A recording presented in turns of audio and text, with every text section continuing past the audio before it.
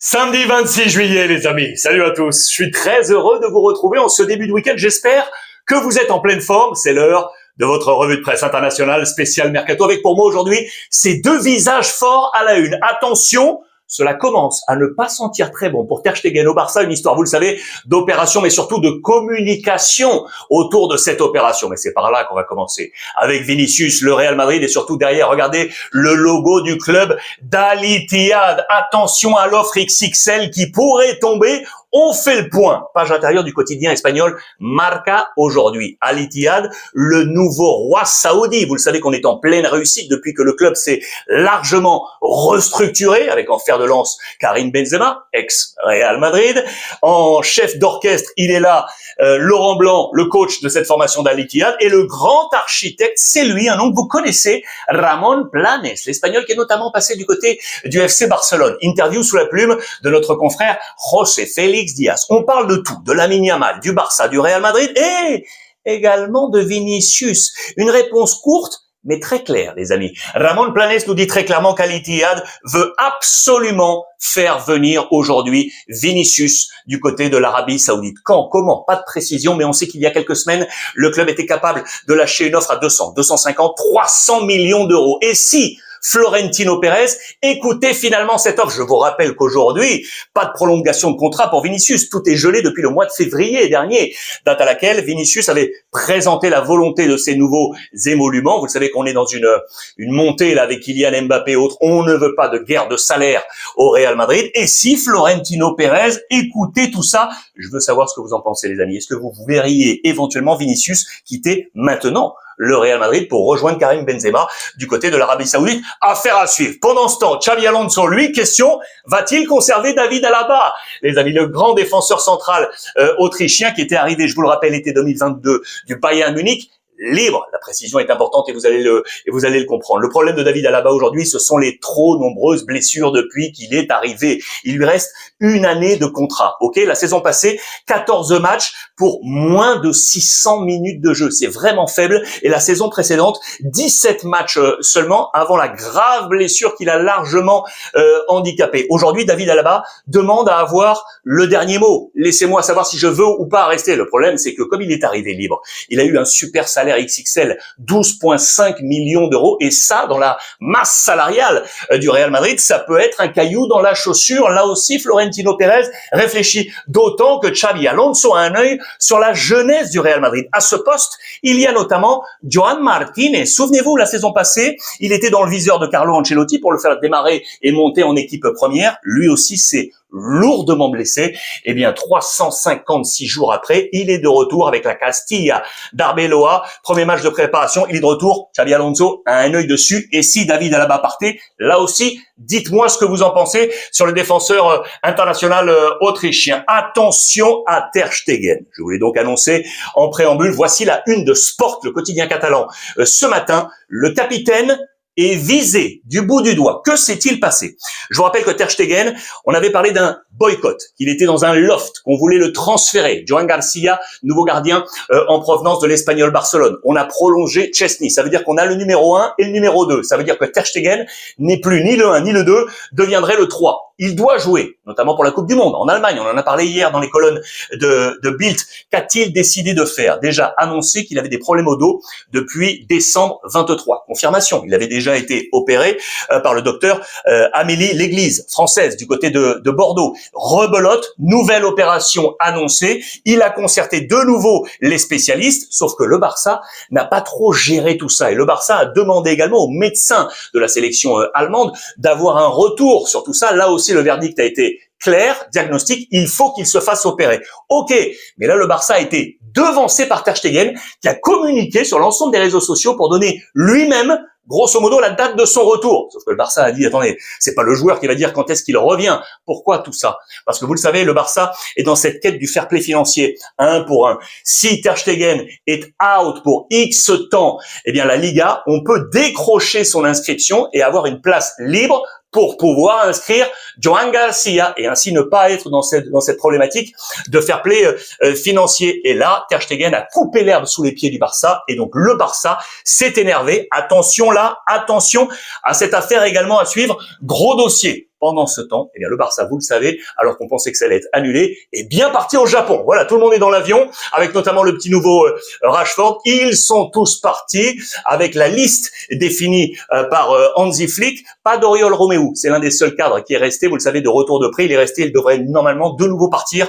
du FC Barcelone. Affaire à suivre. On est donc arrivé au Japon. Dans le même temps, regardez, prolongation de contrat imminente pour Jules Koundé, le Français. Quant à Pau Victor, il est le 5e à partir. Destination, je vous l'ai dit, Braga, club satellite de QSI, propriétaire également du Paris Saint-Germain. Hansi Flick a emmené 6 jeunes du côté du Japon, 5 canteranos issus de la Masia, avec Guille Fernandez, Tony Fernandez, Geoffrey Torrens, lui j'adore, Dro Fernandez, Kochen, le gardien, et le petit qui vient d'arriver en provenance de Copenhague, vous le savez, 19 ans pour 7,5 millions d'euros, c'est Ronny Bargi. Il est là également très très attendu. Va-t-il rester, oui ou non, dans l'équipe première ou être prêté éventuellement? C'est vraiment un profil attendu. Le premier match, c'est demain, vous le voyez à midi face au Vissel Kobe, puis ensuite on va prendre la direction de Séoul pour un match jeudi face au FC Séoul pour le FC Barcelone.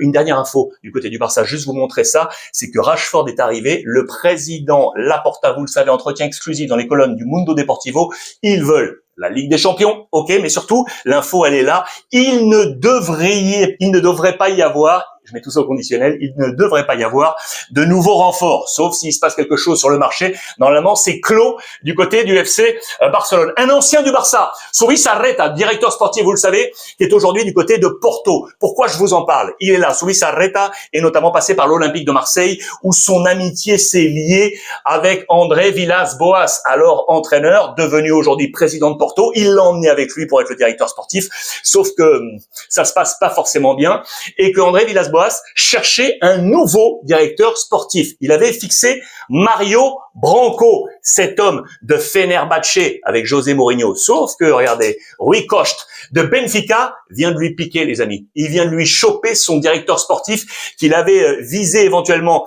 pour succéder à Andoni Zubizarreta. Cet homme va donc filer finalement du côté de Benfica. Benfica, on est toujours sur le dossier Joao Félix. Attention, rien n'est fait. Je vous rappelle qu'on avait parlé de 25 millions d'euros pour 50% des droits de Chelsea. Ok, eh bien, visiblement, pour l'instant, ça bloque. Au passage, je vous montre ça. Ce sont les records à date des transferts de la part des clubs portugais. Je vous en ai parlé depuis 2-3 jours. Ce sont vraiment de très bons acheteurs et de très bons vendeurs. Regardez, il n'y a jamais eu un transfert au Portugal de plus de 32 millions d'euros. Ça semble tellement faible quand on regarde ce qui se fait en première ligue. Samu FC Porto en provenance de l'Atlético Madrid, 32 millions. Rios, à l'instant, à Benfica de Palmeiras pour 27 millions. Kokshu de Feyenoord à Benfica, 25 millions. Darwin Núñez, les amis, qui a été acheté à Almeria pour 24 millions par Benfica. Et je pense également à Gyökeres. On revend là une patate du côté d'Arsenal, on va y revenir. Acheté à Coventry, 23 millions d'euros par le Sporting. Les Portugais sont vraiment ultra bons. Regardez, je vous montre également ça, c'est très intéressant, je sais que vous adorez ça. Jorge Mendes, le super agent qui a créé en 1996 l'agence Chestifut, qui est notamment l'agence justement de Joao Félix. Tiens. Et on vous montre ici le poids et la force des agences de joueurs. La première, c'est CIE Stellar. Je vous parlerai d'ailleurs de cette agence, que c'est elle qui héberge aujourd'hui le jeune Andrea Le Borgne, dont je vous ai parlé, le jeune Français que j'adore au milieu de terrain, qui va fêter ses 19 ans là dans quelques heures et qui est du côté de Com avec Cesc Fabregas. Eh bien, Chestifut, aujourd'hui, regardez, pèse 1657 millions d'euros avec seulement, entre guillemets, même pas 40 joueurs. La somme de tous ces joueurs, leur valorisation aujourd'hui pèse 1657. C'est la deuxième plus grosse agence quant à ce poids financier. Regardez la différence avec 160 joueurs du côté de CIE Stellar. Il faut dire que notamment le Chestifut compte Lamine Yamal, qui à lui tout seul pèse 200 millions d'euros. C'est intéressant de voir un peu comment ça se passe d'ailleurs dans le milieu du foot. En parlant de ses agents, l'agent de Gyökeres, il est là, tout petit, là, en médaillon dans l'avion, avec son joueur, direction, vous le savez, ça y est, c'est réglé, direction Arsenal, pour l'attaquant numéro 9 du Sporting, avec les unes portugaises aujourd'hui, vous le voyez, alors que le Sporting, sans lui, s'est imposé face à Villarreal, trophée d'été, victoire 1-0. Les adieux, il va donc quitter, vous l'aurez compris, le Sporting avec le nouveau qui va arriver, Suarez en provenance d'Almeria. C'est 63,5 millions d'euros, plus 10 de bonus. Elle est là la photo avec l'agent de Gyökeres. Au total, 80 millions d'euros. Regardez ici le détail des bonus. 10 millions, je vous l'ai dit. 10 millions en bonus. Chaque 20 matchs où il joue à minima 45 minutes, eh bien c'est 1,5 million d'euros dans une limite de 5 millions d'euros au total. Chaque 20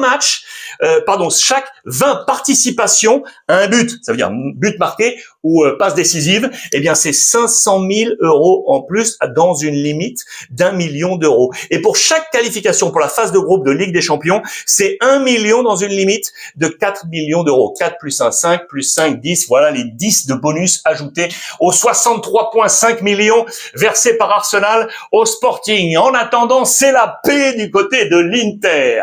Souvenez-vous de ce qui s'était passé entre ces deux hommes avec Lautaro Martinez, le capitaine, et Çalhanoğlu qui devait, on pensait voir quitter le club direction la Turquie, Galatasaray et ou Fenerbahçe. Eh bien, il y avait eu un petit peu de rififi. Élimination Coupe du Monde des clubs face à Fluminense, 2-0 en huitième de finale. Et Lautaro Martinez avait clairement dit, les gars, ceux qui ne veulent pas être là, ceux qui ne veulent pas rester, ceux qui ne veulent pas nous aider, la porte est grande ouverte. En parole de capitaine, Çalhanoğlu, logiquement, l'avait pris pour lui. Réponse sur les réseaux sociaux. Ça avait été une petite guerre qui n'avait pas plu du tout, bien évidemment, à BP Marotta, le grand patron, et le coach Chivou. La paix est faite. Vous le voyez, les deux hommes sont ensemble. C'est capital aujourd'hui pour la réussite, bien évidemment, de l'Inter qui est en train de travailler sur la prochaine saison. Attention, première information forte. Pas de Léoni, le jeune défenseur central de Parme, et on va y revenir, vraisemblablement, ne viendra pas. On a accéléré, bien évidemment, sur Lookman, car du côté de l'Inter, 5 joueurs sont en fin de cycle. Il faut régénérer, il faut renouveler. Regardez les 5 joueurs en fin de cycle. Ils sont là. 36 ans pour Yann Sommer, le gardien. Acherbi, 37 ans. De Vrij, 35 ans.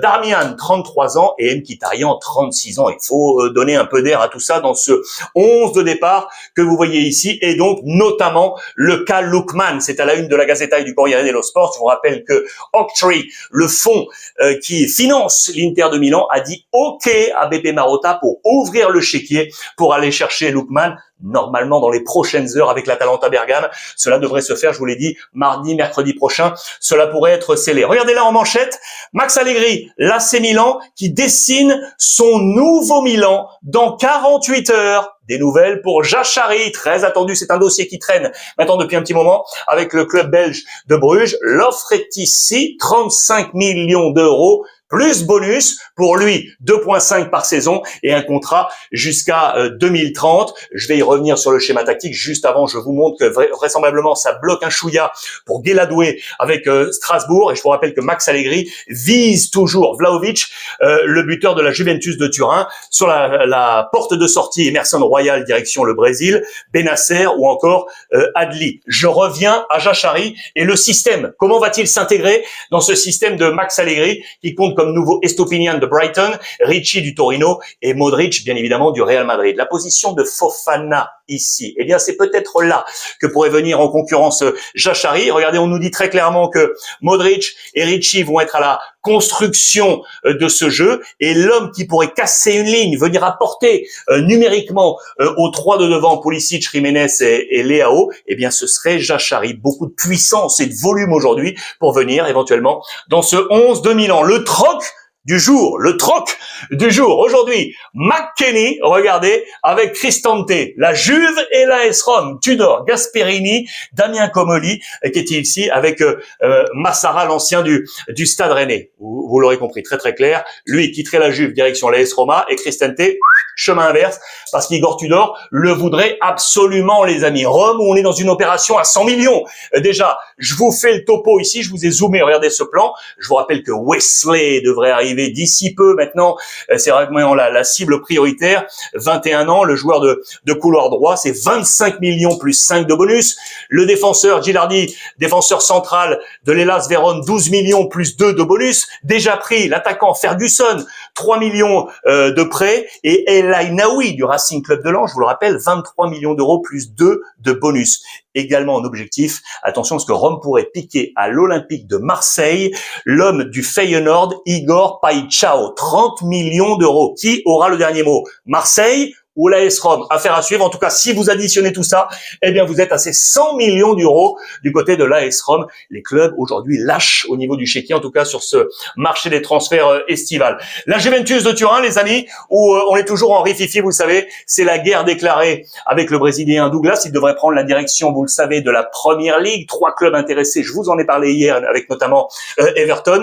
Damien Comolli est sur le dossier. Qui pour le remplacer? 1, 2, 3... 4 hommes. La priorité serait Hjulmand du Sporting. Également Yves Bissouma de Tottenham est apparu depuis quelques heures à Amrabat, l'international marocain que l'on adore. Et André de Wolverhampton, l'un de ces 4 pourrait être l'homme qui remplacerait Douglas du côté de la Juventus de Turin. 5 visages au Napoli. 5 visages au Napoli. Ils sont là. Le premier, c'est Victor Osimhen. Vous le savez, ça y est, c'est réglé. Direction Galatasaray où il retourne.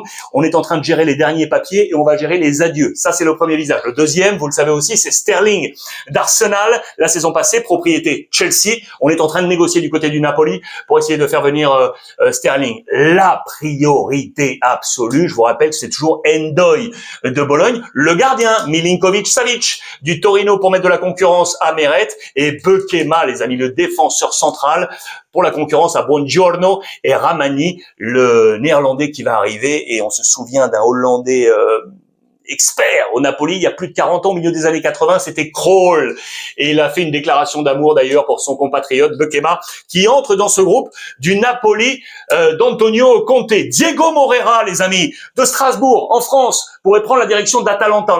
On en avait déjà parlé. Il est là, Diego Moreira, je vous le rappelle, 20 ans, belge, passé par le Standard en formation, puis par la Belgique avec, par le Portugal, pardon, avec Benfica, acheté, prix libre par Chelsea, Olympique Lyonnais prêté, retour à Chelsea et direction Strasbourg pour 8,5 millions d'euros. Je vous rappelle que Chelsea et Strasbourg sont liés aujourd'hui. Voilà qui avait facilité notamment ce transfert. Regardez l'agence Gestifut, Monsieur Jorge Mendes qui gère donc Diego Moreira. Aujourd'hui, c'est une valeur marchande qui est à 18 millions d'euros. Va-t-il rejoindre l'Atalanta et donc quitter le championnat de France pour rejoindre la Serie A, les amis, homme de couloir gauche. Et puis pour terminer aujourd'hui, je voulais vous donner des nouvelles d'Andrea Pirlo. Andrea Pirlo, l'ancien coach notamment de la Juve, de la Sampdoria, qui était parti coacher également du côté de la Turquie. Il s'envole pour devenir le nouvel émir Pirlo. Direction le Dubaï, les amis. J'allais vous dire le Qatar, mais non, Dubaï.